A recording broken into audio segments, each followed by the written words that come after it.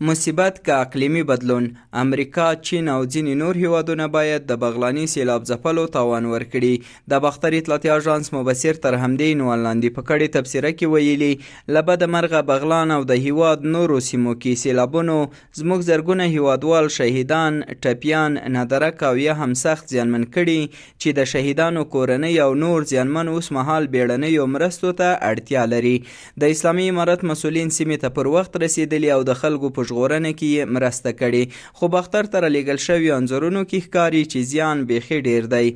یو انځور کې لیدل کیږي چې د بغلان امنیه قومندان او نور مسؤلین د سیلاب په خړو ګډ دي او خلک ژغوري. مبصر زیاته کړې د حکومت ترڅنګ ځینې خیریه بنسټونو، موسسو، ملي سوداګرو او لوبغاړو هم د مرستې ژمنه کړې او سیمې ته یې خپل کاري ټیمونه لیږلي چې باید مننه یې وشي. مبصر وړاندې ویلي، دا سمه ده چې دغه ډول پیښې د الله جل جلاله له لوري مخې ته راځي، خو د هر څه یو لامل لري، هغه لامل چې د نړۍ مسلمان او غیر مسلمان ساینسپوهان او ټکنالوژي تاییدوي هغه اقلیمي بدلون دی. مبصر زیاته کړې، د نړیوالو رسنیو د راپورونو، ملګرو ملتونو د چاپیریال ساتنې د برخې د معلوماتو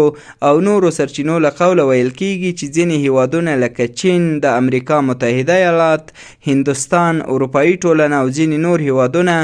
د ډیر کاربن ډای اکساید تولید سره د اقلیمي بدلون رامنځته کولو کې لوی لاس لري او اکثریت نور هیوادونه لکه افغانستان بیا له دغه مورد څخه ډیر اغیزمن دی.